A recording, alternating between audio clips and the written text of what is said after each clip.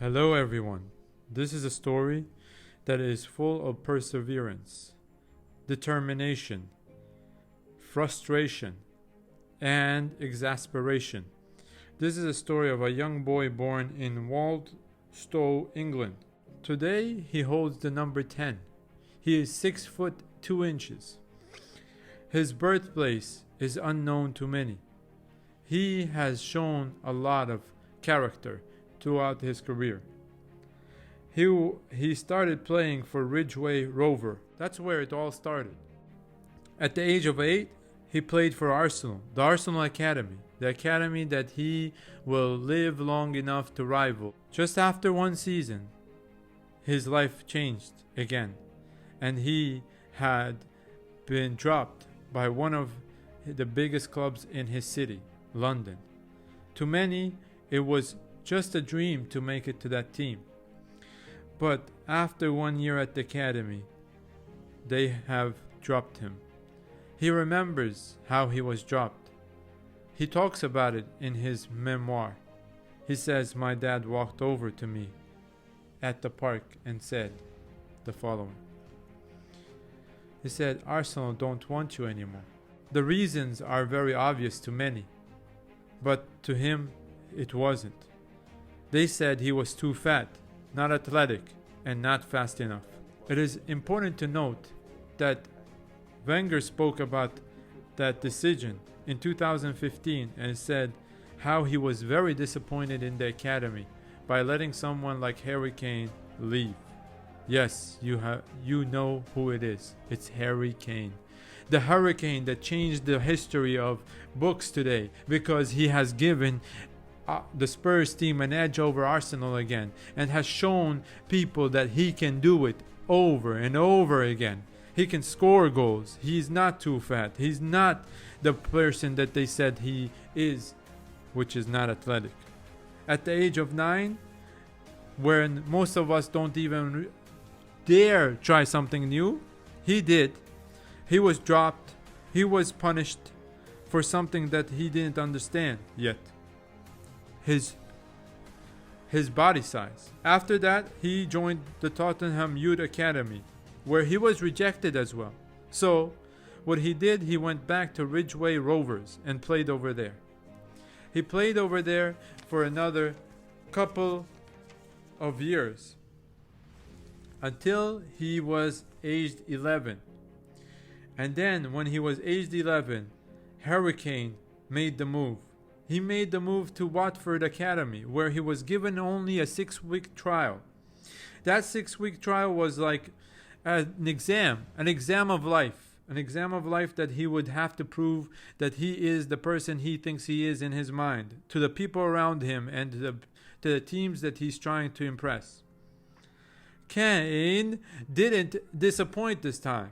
Kane showed that he can impress the Spurs scout. So, after that, he was welcomed to the Spurs Academy. They brought him back in.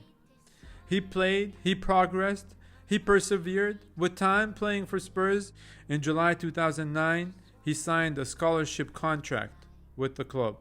And that was the beginning of big things. In January 2011, Leyton Orient FC. He stayed there till the end of the season. He played UEFA Europa League qualifier for Spurs during that season as well. After that, a lot of people are relinquishing on that loan and saying that one of our own, Parrott, will do the same. He is at Millwall FC, and in 2012, that's when the loan happened. And he started that loan in December 2011. He helped them get out of relegation. And he was awarded by Millwall FC the Player of the Year award for the season of 2011 to 2012. In August 2012, he was recalled because of the lack of attacking options at the club. The Spurs team didn't have a forward for them to depend on, and they were in trouble as usual. Now they only have him, and they still can't find someone to back him up or replace him. Harry Kane. Harry Kane is a hurricane that comes every year to the state of Florida. He does the same thing in the Premier League. He makes every defender regret seeing him by the end of the game because he scores these wonderful goals. He makes the team look much better. He makes the team look bigger than they are. Yes, he's only a player, but he is one of the most important yet to play for Spurs. And Harry Kane is just an imposter that nobody can say he is bad. All right. And then his first goal ever for Spurs is in a moment that everyone should remember because it was the moment that a lion in offense was born. First goal ever came on April 7th, 2014. First chances came from Tim Sherwood, so maybe Sherwood was a horrible coach to many of us as Spurs fans. But he did make a change. He did give him an opportunity. He gave Harry Kane the opportunity to be the star of the team.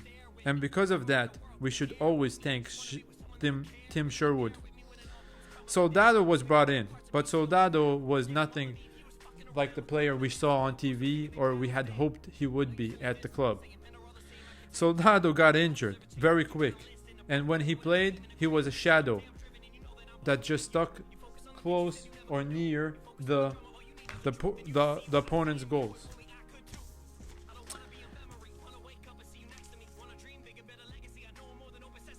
Okay, 2015-2016 season, he won the Golden Boot, and he did it for another 2 seasons to follow.